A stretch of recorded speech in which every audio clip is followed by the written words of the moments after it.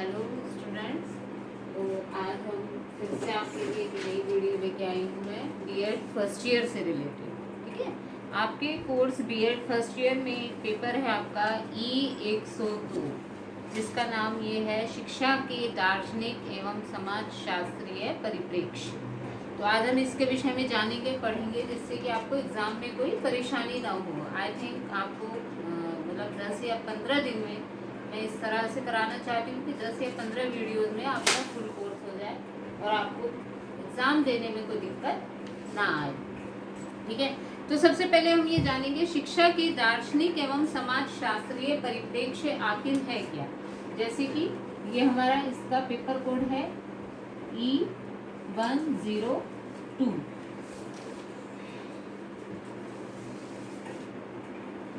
शिक्षा के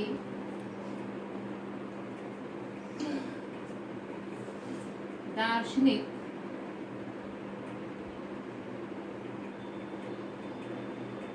एवं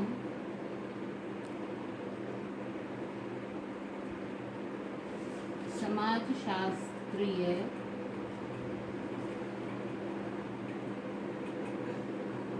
परिप्रेक्ष्य,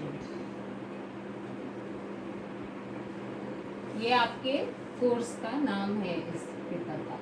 तो जैसा कि आपको इसे पढ़ने से ही समझ में आ रहा होगा कि शिक्षा, मनुष्य शिक्षा क्यों ग्रहण करता है तथा उसका दार्शनिक जो हमारे जीवन का दर्शन है और जो हमारा समाज है उसके अवलोकन में इस शिक्षा का क्या महत्व है। तो आपके पेपर में मोस्टली क्वेश्चन पूछा जाता है, हम इसे स्टेप बाय स्टेप करेंगे। आपके क्वेश्चन में मोस्टली क्वेश्चन पूछा जाता है आपके कि शिक्षा का क्या अर्थ है। तो जब हम सबसे पहले हमें इनके अर्थ जानने होंगे। सबसे पहले शिक्षा, जो ये शिक्षा है, हम यहाँ शिक्षा की बात कर रहे हैं, तो सबसे पहले हमें मालूम होना चाहिए शिक्षा का क्या अर्थ है। मोस्टली एग्जाम में ये क्वेश्चन आपका 100% आता ही आता है। शिक्षा का अर्थ, शिक्षा के प्रकार, शिक्षा क्या है, इसके कितने प्रकार हैं और हमें शिक्षा क्यों ग्रहण करनी चाहिए।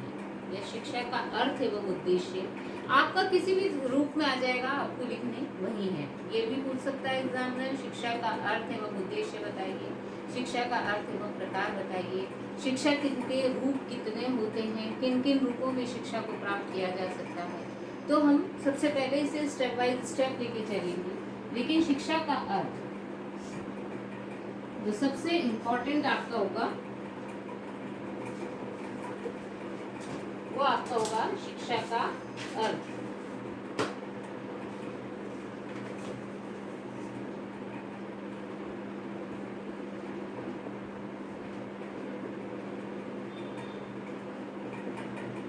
तो स्टूडेंट, हमें किसी भी भाषा के किसी भी शब्द के अर्थ को जानने के लिए सबसे पहले ये जानना जरूरी है कि वो शब्द किस भाषा से उत्पन्न हुआ है। जब तक हम उस शब्द की भाषा को नहीं जानेंगे तब तक हम उसके अर्थ को नहीं पहचान सकते। तो यहाँ भी तो इसीलिए हमारा शिक्षा का सबसे पहले हम क्या लगाएंगे, शिक्षा के का शाब्दिक अर्थ। शिक्षा के बहुत सारे अर्थ होते हैं, हर चीज की शिक्षा कहीं नहीं। नंबर 1 शाब्दिक, आप कोई भी चीज लेते हैं, हमारे उसके बहुत सारे, हमें बहुत वे में हमारे अर्थ होते हैं। आप भी देखते होंगे, हम कोई भी चीज कहते हैं तो कहते नहीं इसका मीनिंग ये नहीं, ये था। हमारी भावनाएं कुछ और होती हैं, शब्द कुछ और होता है। तो उसी प्रकार से हम शिक्षा के अर्थों पे भी चर्चा करेंगे। तो सबसे पहले हम देखेंगे शिक्षा का कैसा अर्थ, शाब्दिक है। तो शाब्दिक यानी शिक्षा शब्द जो है ये संस्कृत भाषा की शिक्ष धातु से बना है। शिक्ष धातु जिसका अर्थ है सीखना या सिखाना, सिखाना या सीखना।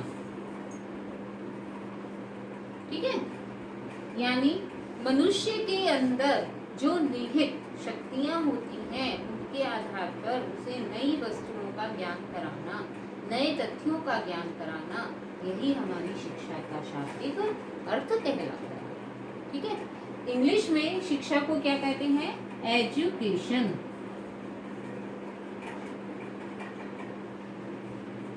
ये लैटिन भाषा के एड्यूकेटम शब्द से बना है। लैटिन भाषा के एड्यूकेटम एड्यूकेटम शब्द से ये बना है, जो हमारा ये एजुकेटम भी हमारा दो शब्दों से मिलकर बना है, ई प्लस ड्यूको, ई प्लस ड्यूको। यहाँ ई का अर्थ होता है अंदर से और ड्यूको का अर्थ होता है हमारा बाहर निकालना।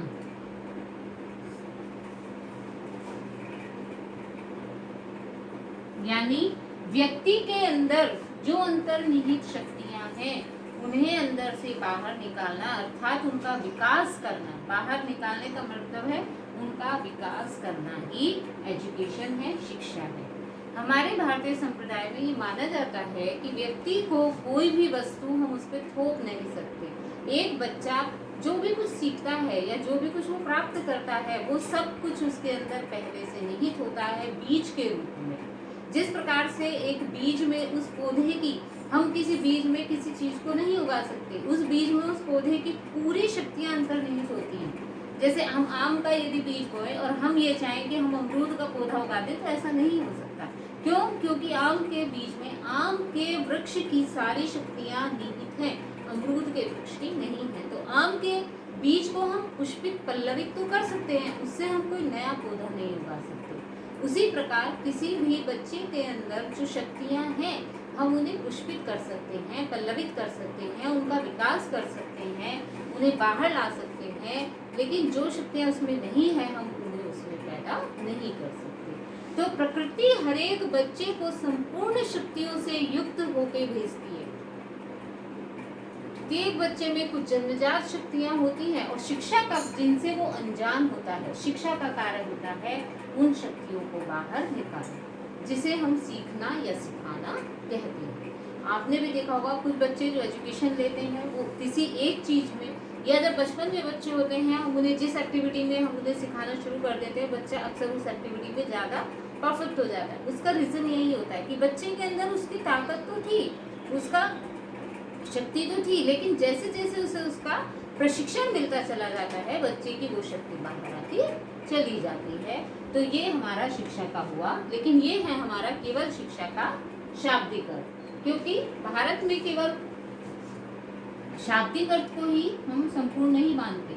शिक्षा क्योंकि किससे आधारित होती है? हमारे जीवन से। हम बच्चे को शिक्षा क्यों दिलाना चाहते हैं? जिससे उसका जीवन बेहतर हो। और भारतीय संस्कृति में, और वैसे भी हमारे पेपर का नाम है शिक्षा के दार्शनिक एवं समाजशास्त्र परिप्रेक्ष्य। भारतीय संस्कृति में शिक्षा को किस लिए देखा जाता है कि शिक्षा से मनुष्य अपने जीवन का संपूर्ण विकास कर सके और संपूर्ण सत्य को पहचान सके। इस संपूर्ण सत्य, जो आपका ये शब्द है संपूर्ण सत्य और संपूर्ण विकास, यही शिक्षा के मूल आधार है। ये दो शब्द ही शिक्षा ग्रहण करने के मूल आधार हैं, क्योंकि भारतीय समाज में शिक्षा को केवल जीविकोपार्जन के लिए नहीं माना गया है, या मानव जीवन को केवल जीविकोपार्जन तक सीमित नहीं रखा गया है, अपितु मानव जीवन का अंतिम लक्ष्य आध्यात्म को प्राप्त करके व्यक्ति के जीवन से उसे मुक्ति दिलाना है। और जैसा हमारा दर्शन होता है, इस बात को आप स्पेशली नोट कर लीजिए कि जैसा जिस समाज का जो दर्शन होता है उस समाज की शिक्षा भी वैसी ही हो जाती है। शिक्षा दर्शन के पीछे पीछे चलती है। जैसा दर्शन होता है, क्योंकि जो हम व्यक्ति को बनाना चाहते हैं, जो हमारी दर्शन होता है, जो हमारी सोच होती है, हम उसे उसी के आधार पर शिक्षा दिलवाते हैं। तो इसे क्या कहते हैं? दार्शनिक अर्थ।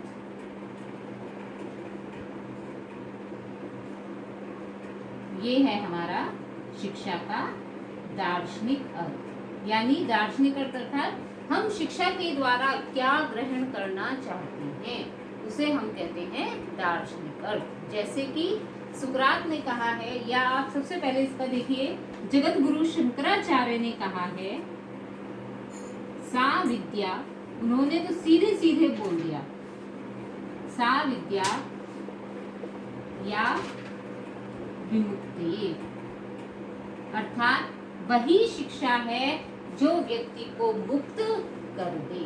मुक्त कर दे यानी जीवन के अंतिम लक्ष्य को उसे प्राप्त करा दे। भारतीय दार्शनिकों ने जीवन का अंतिम लक्ष्य माना है मोक्ष की प्राप्ति।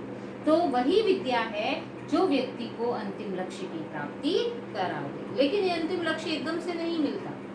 इसके लिए उन्होंने ये भी नहीं माना कि आप सब कुछ छोड़ छाड़ के सीधा संन्यास ले लो या अध्यात्म में चले जाओ। उन्होंने कहा कि जब मनुष्य अपने संपूर्ण उत्तरदायित्वों का निर्वाह करते हुए अंतिम लक्ष्य तक पहुंचता है, तभी वह मुक्ति सच्ची मुक्ति कहलाती है। यानी शिक्षा को मनुष्य के संपूर्ण जीवन को प्रकाशित करने का एक माध्यम माना गया है। इसी के अतिरिक्त सुकरात ने माना है, इसी के अतिरिक्त सुकरात के अनुसार आप लोग इसमें शिक्षा के जो ये होंगे दार्शनिक तथ्य, इसमें आप 2-3 इनकी परिभाषाएं याद कर लेंगे। ठीक है, ऐसा तो कोई जरूरी नहीं, क्योंकि जब भी आपका एग्जाम में ये लिखने के लिए आएगा शिक्षा के अर्थ, ये क्वेश्चन तो बहुत इंपॉर्टेंट है, हर साल एग्जाम में आता है, तो आप इसे अच्छे से तैयार कर लीजिएगा। शिक्षा के अर्थ, शाब्दिक अर्थ में तो आपके लिए 2 आई जाएंगे, शिक्षा और एजुकेशन। दार्शनिक अर्थ में आपका आ जाएगा जगत गुरु शंकर। इसमें आप लोगों को जो एक अच्छा तरीका होता है वो यही होता है कि 1 या 2 आप भारतीय विचारकों की परिभाषाएं याद करें, 1 या 2 आप पाश्चात्य विचारकों की परिभाषाएं याद करें।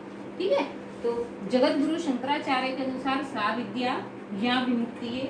सुकरात के अनुसार शिक्षा का तात्पर्य संसार के उन सर्वमान्य विचारों को प्रकट करने से है जो व्यक्ति के मस्तिष्क में निहित है। ये बात वही है। ठीक है, एक सेकंड।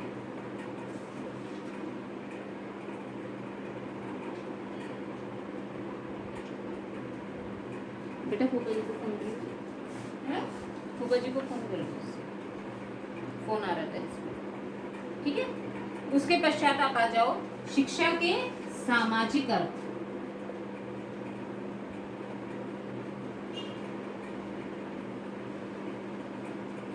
यानी समाज के अनुसार शिक्षा क्या है। सामाजिक अर्थ में आपका आता है शिक्षा व्यक्ति को सामाजिक जीवन का निर्वाह कराने के योग्य बनाती है। क्यों? क्योंकि व्यक्ति कहाँ रहता है? समाज में रहता है। व्यक्ति समाज में रहता है, समाज से ही वो शिक्षा प्राप्त करता है, जीवन को समाज में व्यतीत करता है, तो शिक्षा के द्वारा उसे समाज में जीने लायक बनाया जाता है। समाज के नियमों को ही उसे पालन करना होता है। ठीक है, तो सामाजिक अर्थ इसमें जो सामाजिक अर्थ में आपका जो मेन आएगा वो आएगा जॉन डीवी। क्योंकि व्यक्ति को एक सामाजिक प्राणी जो माना है मेन रूप से, वो माना है जॉन डीवी। तो जॉन डीवी के अनुसार शिक्षा मनुष्य को समाज में जीवन जीने योग्य बनाती है, शिक्षा सामाजिक योग्य बनाती है। ठीक है, तो इसमें आप इनके मेन ये भी चीजें लर्न करेंगे कि शाब्दिक अर्थ में मेन किसका है, दार्शनिक में मुख्य क्या है। हमें बहुत सारे पेज नहीं भरने हैं, हमें उस शब्द का मेन पॉइंट लिखना है। जब भी आपके एग्जाम्स आए आपको उनके मेन पॉइंट, और ये ध्यान रखना कि किस पॉइंट को किसने ज्यादा कहा है। नंबर 4 पे आता है व्यक्तिगत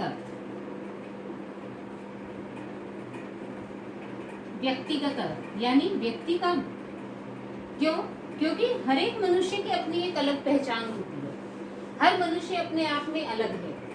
हर व्यक्ति यद्यपि व्यक्ति समाज में रहता है, लेकिन समाज भी तो व्यक्तियों से बनता है। जब तक व्यक्ति अपना खुद का विकास नहीं करेगा, तो शिक्षा का मेन अर्थ क्या है? मनुष्य का संपूर्ण रूप से सामाजिक, शारीरिक, नैतिक, चारित्रिक विकास करना ही शिक्षा का मुख्य अर्थ होता है। जिसके द्वारा शिक्षक व्यक्ति अपनी संपूर्ण शक्तियों का विकास करता है, उसी को शिक्षा कहते हैं। ठीक है, इसके बाद आता है आपका शिक्षा का संकुचित अर्थ।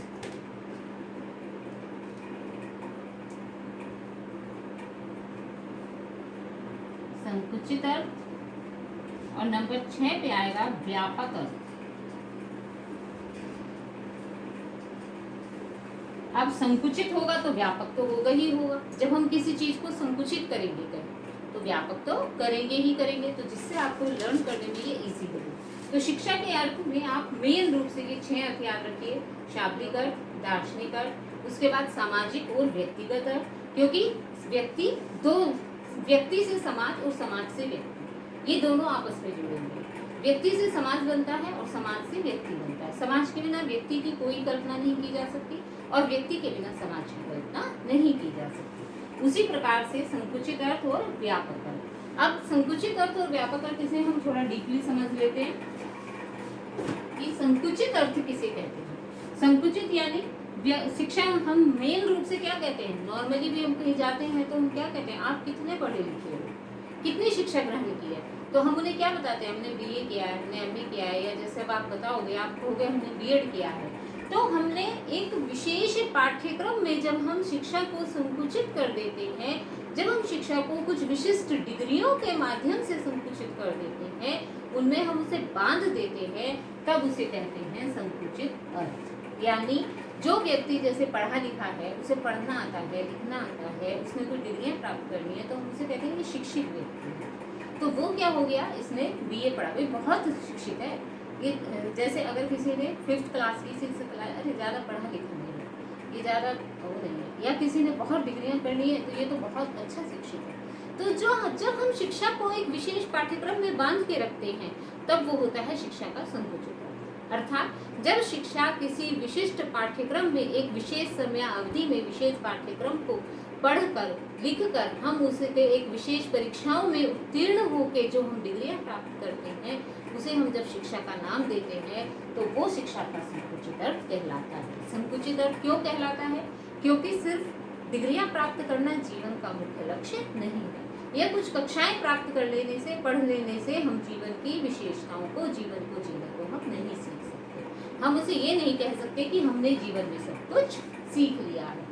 कब तक नहीं कह सकते, जब तक हम जीवन के अनुभवों को प्राप्त नहीं कर लेते। तो जो शिक्षा का व्यापक अर्थ है वो है जीवन के अनुभव प्राप्त करना। इसमें विचारकों का मत है कि व्यापक अर्थात व्यक्ति की जन्म से लेकर, महात्मा गांधी के अनुसार जन्म से लेकर मृत्यु पर्यंत जो व्यक्ति की शिक्षा होती है, या व्यक्ति जो कुछ भी सीखता है, वह सब शिक्षा कहलाती है। व्यक्ति की शिक्षा जन्म से लेकर मृत्यु पर्यंत तक चलती रहती है। यानी जब बच्चा पैदा होता है तब से वो कुछ न कुछ सीखना शुरू कर देता है, और जब तक वो मृत्यु को प्राप्त होता है तब से वो कुछ न कुछ नया सीखता चला जाता है। तो उनके अनुसार हम शिक्षा को किसी विशेष ढांचे में नहीं बांध सकते, यही शिक्षा का व्यापक अर्थ है। शिक्षा के व्यापक अर्थ के द्वारा ही व्यक्ति का संपूर्ण शारीरिक, मानसिक, चारित्रिक, आध्यात्मिक विकास होता है। लेकिन इस व्यापक अर्थ को प्राप्त करने के लिए हमें संकुचित अर्थ को प्राप्त करना बहुत जरूरी है, क्योंकि जब तक हम संकुचित अर्थ को प्राप्त नहीं करेंगे तब तक हम उसका शारीरिक, बौद्धिक पूरा विकास नहीं कर सकते। तो हमें संपूर्ण विकास करने के लिए, लेकिन केवल हम चाहें कि बच्चे को एक पाठशाला में बंद कर दे वहीं उसका संपूर्ण विकास हो जाएगा, ऐसा भी नहीं हो सकता। तो ये जो है, ये दोनों जो विकास अर्थ हैं, ये एक दूसरे के पूरक हैं। व्यक्ति को पाठशाला भी भेजना भी जरूरी होता है, बच्चे को पाठशाला के बाहर जो वास्तविक जीवन का अनुभव है वो भी उसके लिए जरूरी है। तो ये बात हुई हमारी शिक्षा के अर्थ। आपका कोई भी शिक्षा का अर्थ किसी भी तरह से आएगा तो आप ये अवश्य लिखो, ठीक है। अब आ जाओ शिक्षा के प्रकार।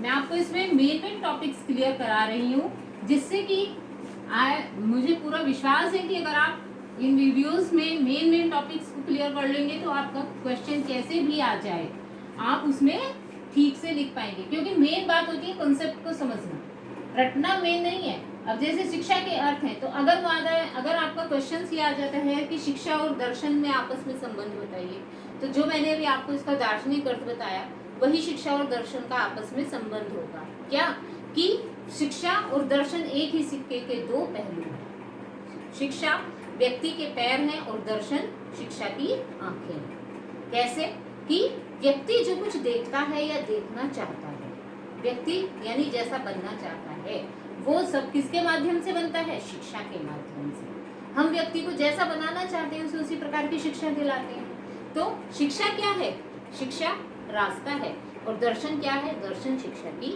मंजिल है। यानी ये हमारा दर्शन है, आप इसे इस लाइन से भी समझ सकती हो, ये हमारा दर्शन है। दर्शन क्या है, हमारा दर्शन क्या है, अगर हमारा दर्शन ये हो जाता है सा विद्या या विमुक्ति। अगर हम अपना लक्ष्य ये निश्चित कर लेते हैं, सा विद्या या विमुक्ति, तो हम अपने बच्चों को इस लक्ष्य को, ये हमारा दर्शन है, जो हमारा लक्ष्य होता है वही हमारा दर्शन होता है। अगर हमने ये लक्ष्य अपना निश्चित कर लिया है तो हम बच्चे को कौन सी शिक्षा दिलवाएंगे? आध्यात्मिक शिक्षा। हमारी शिक्षा का स्वरूप स्वतः ही किस ओर मुड़ जाएगा? आध्यात्मिक शिक्षा की ओर। तो हमारी शिक्षा कैसी हो जाएगी? आध्यात्मिक। यदि हम बच्चे को कहते हैं एक सामाजिक प्राणी बनाना चाहते हैं, और सामाजिक प्राणी यानी उसका वो अच्छे से अपना जीविकोपार्जन भी कर सके। जब हम अपने बच्चे की शिक्षा को किस ओर मोड़ते हैं कि मेरा बच्चा बड़ा हो जाए, बहुत पैसे कमाए, एक बड़ा आदमी बने, वहाँ हमारा मुख्य एम ये नहीं है सावित्रियां मुक्ति, हमारा मुख्य एम हो गया बच्चा खूब पैसे कमाए, तो हम बच्चे को कौन सी शिक्षा दिलाएंगे? टेक्निकल, जो आजकल चल रही है।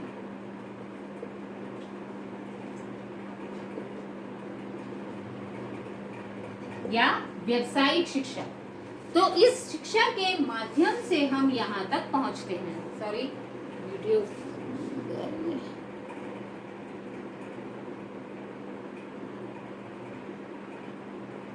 ठीक है।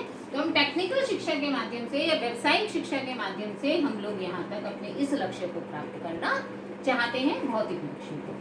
ठीक है। तो ये जो हमारा दर्शन होता है, जो व्यक्ति को जैसा बनाना चाहता है, शिक्षा के द्वारा उसे पूरा किया जाता है। यानी दर्शन ये निश्चित करता है कि शिक्षा कैसी होनी चाहिए, और शिक्षा ये निश्चित करती है कि हम अपने दर्शन को कैसे, अपने लक्ष्य को कैसे प्राप्त करेंगे। तो ये दोनों आपस में एक दूसरे से रिलेटेड होते हैं। यही इन दोनों का आपसी संबंध होता है। दर्शन हमारी मंजिल है और शिक्षा उस तक जाने का साधन है। तो हम मंजिल कौन सी प्राप्त करना चाहते हैं, तभी तो हम रास्ता चुनेंगे। तो यानी, और जब तक हमारे पास रास्ता नहीं होगा, हम केवल सोचते रह जाएं, तो हम मंजिल को, हमने मंजिल तो ग्रहण कर ली लेकिन रास्ता है नहीं, तब भी हम मंजिल तक नहीं पहुंच सकते। तो इन दोनों को एक दूसरे का पूरक कह सकते हैं। उसी प्रकार शिक्षा के समाज के साथ संबंध क्या है? सेम बात है। अगर एग्जामिनर ये पूछ लेता है तो आप इसमें भी यही कहोगे कि व्यक्ति कहाँ रहता है? समाज में। तो उसे किसके अकॉर्डिंग होना है? समाज के अनुसार। तो समाज जैसा होगा वैसी उसकी शिक्षा होगी। जो समाज के लक्ष्य होंगे वही शिक्षा का स्वरूप हो जाएगा। ठीक है। अब हम आते हैं शिक्षा के रूप या प्रकार। कुछ भी लिख सकते हो, एग्जामिनर चाहे कुछ भी पूछे, शिक्षा के कितने रूप हैं, शिक्षा के कितने प्रकार हैं, आप उसमें यही बताओगे, शिक्षा के कितने प्रकार हैं।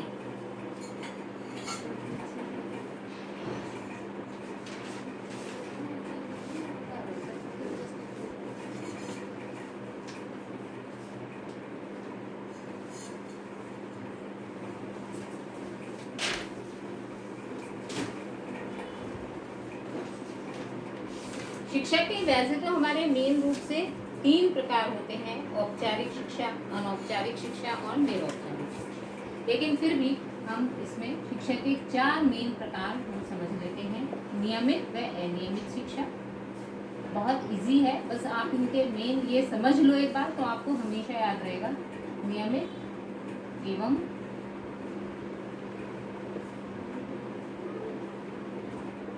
अनियमित शिक्षा।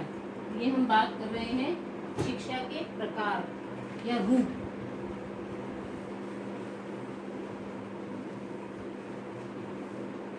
शिक्षा के प्रकार या रूप की। ठीक है, कि शिक्षा के कितने प्रकार हैं, शिक्षा के कितने रूप हैं। तो सबसे पहले हमारा आएगा नियमित एवं अनियमित शिक्षा। नंबर 2 पे आता है हमारा प्रत्यक्ष एवं अप्रत्यक्ष शिक्षा।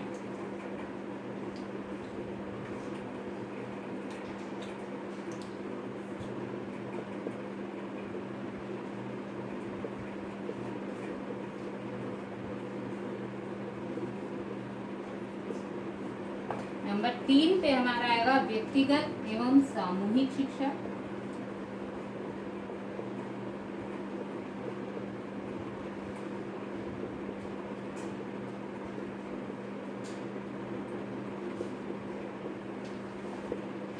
और जो आपका मेन और मोस्ट है वो है नंबर 4, औपचारिक, अनौपचारिक,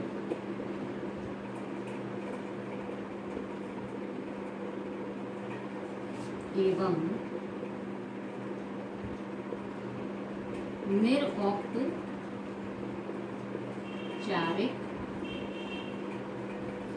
शिक्षा। ठीक है, जब भी वो शिक्षा के प्रकार या शिक्षा के रूप कुछ भी पूछेगा तो आप मेन बस ये 4 लाइन याद रखिए। आप एकदम पूरे क्वेश्चन का, ये चाहे कितने भी लॉन्ग क्वेश्चन में आ जाए, चाहे आपका ये शॉर्ट क्वेश्चन में आ जाए, किसी भी रूप में आ जाए, आप इन चारों का आंसर बड़े इजीली दे सकते हैं। आप इसे कितना भी बड़ा कर सकते हो, कितना भी छोटा कर सकते हो, एक लाइन में भी, 1 वर्ड में आ जाएगा, 2 वर्ड में आ जाएगा, आएगा जरूर ये क्वेश्चन। शिक्षा से रिलेटेड एक क्वेश्चन आपका जरूर आएगा, इसलिए आपको शिक्षा के अर्थ, शिक्षा के प्रकार, शिक्षा के रूप, शिक्षा के कार्य एवं शिक्षा के उद्देश्य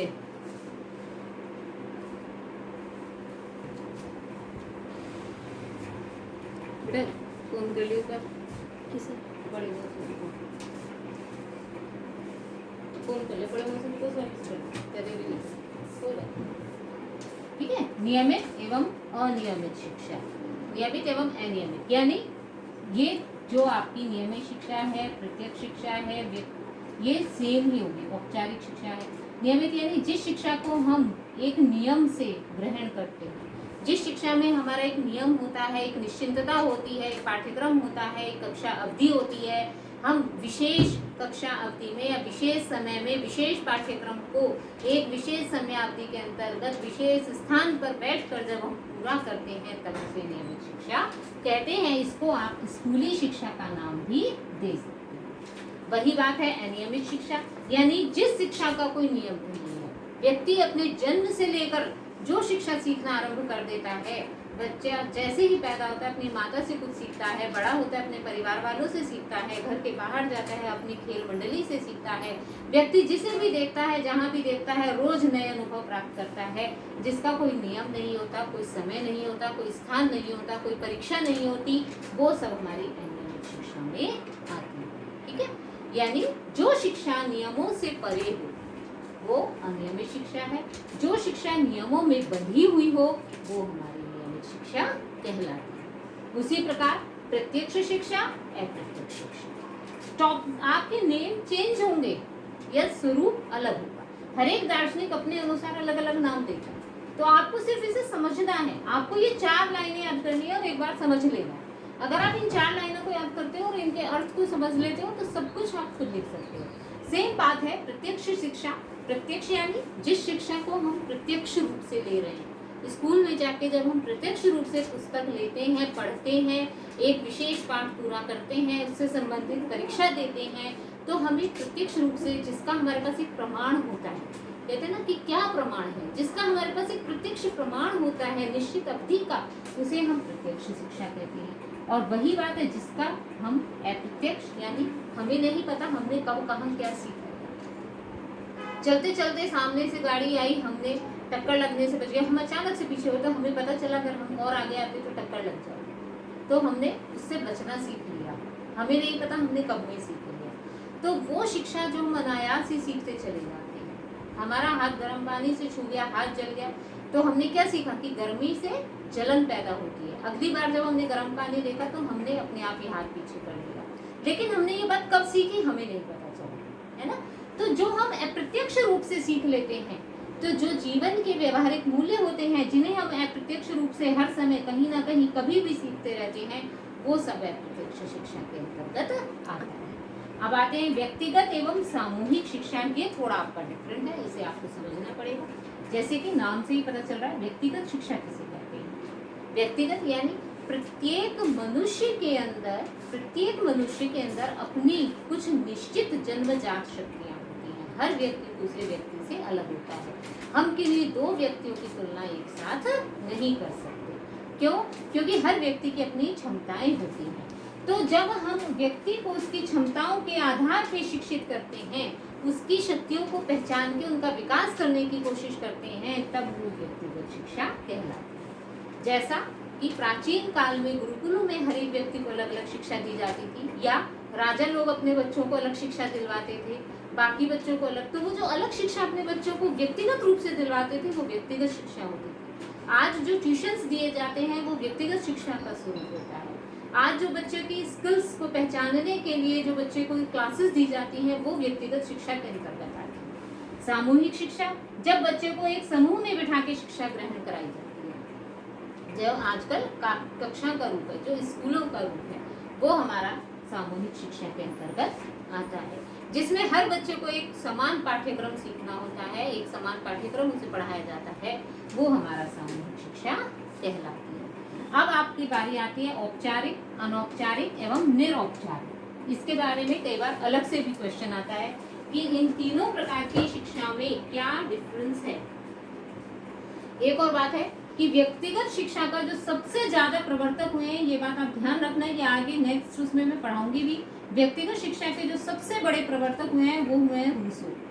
रूसो एक बहुत बड़े महान दार्शनिक हुए हैं शिक्षा जगत में, तो इन्होंने सबसे पहले व्यक्तिगत शिक्षा को इन्होंने क्लियर किया था कि हर व्यक्ति, हर बच्चा दूसरे बच्चे से अलग होता है, तो हर बच्चे को अलग तरह की शिक्षा दी जानी चाहिए।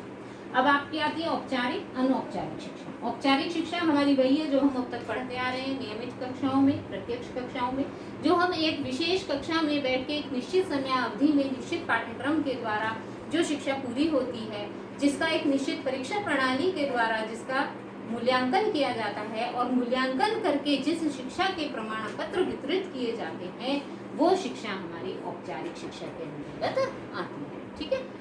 अनौपचारिक, आप इसी से समझ ही गए होंगे, अन यानी नहीं, अन अर्थात नहीं, यानी जिसमें कोई उपचार नहीं होता, जिसमें ऐसी कोई औपचारिकता नहीं होती, जो हम समय समय पर कभी भी सीख लेते हैं, जो हम जन्म से मृत्यु पर्यंत तक सीखते चलते हैं, वो हमारी अनौपचारिक शिक्षा होती है। आई थिंक इन दोनों को ज्यादा क्लियर करने की तो मुझे जरूरत है नहीं, समझ गए होगे।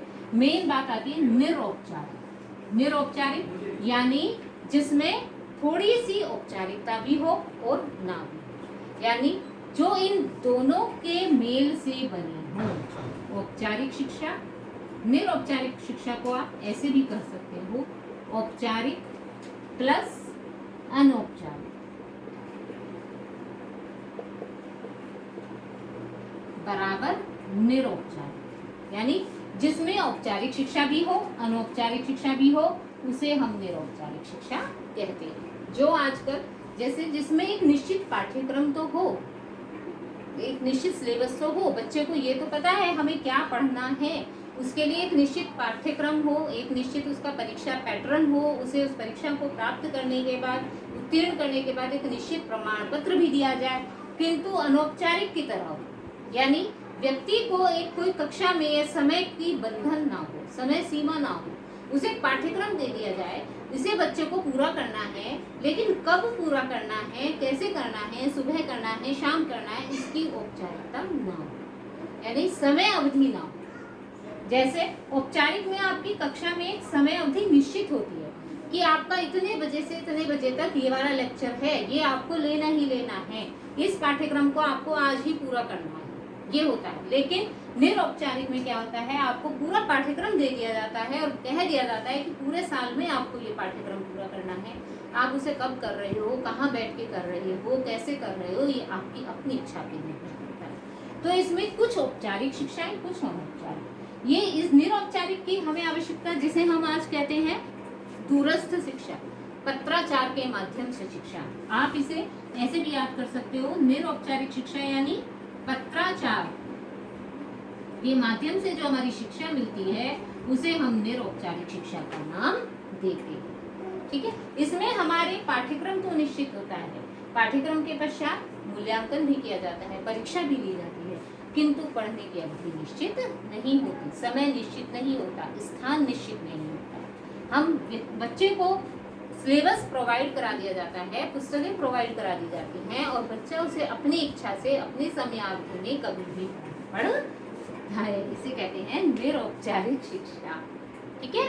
तो औपचारिक शिक्षा, आप इसे कई बार इनमें डिफरेंस भी देखने के लिए आ जाता है, तो औपचारिक शिक्षा, अनौपचारिक शिक्षा, निरौपचारिक शिक्षा, इसमें आप एक ग्राफ बना लेंगे, डायग्राम जिसे हम कहते हैं, यानी यहाँ पे आप लिख लेंगे औपचारिक शिक्षा,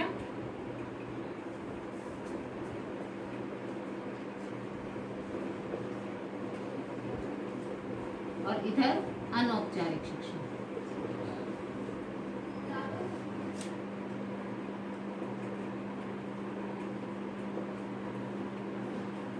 अब यहाँ पे हमारी कक्षा, यानी जो औपचारिक शिक्षा होती है उसमें हमारी कक्षा जो होती है वो एक निश्चित होती है, अनौपचारिक में ये निश्चित नहीं होती। फिर समय, हमारी समयावधि ये भी हमारी औपचारिक शिक्षा में निश्चित होती है, अनौपचारिक शिक्षा में निश्चित नहीं होती। पाठ्यक्रम, औपचारिक शिक्षा का जो पाठ्यक्रम होता है वो निश्चित होता है कि हमें इतने निश्चित समय में इतना पाठ्यक्रम पूरा करना ही करना है। अनौपचारिक शिक्षा में ऐसा कोई पाठ्यक्रम निश्चित नहीं होता। शिक्षक,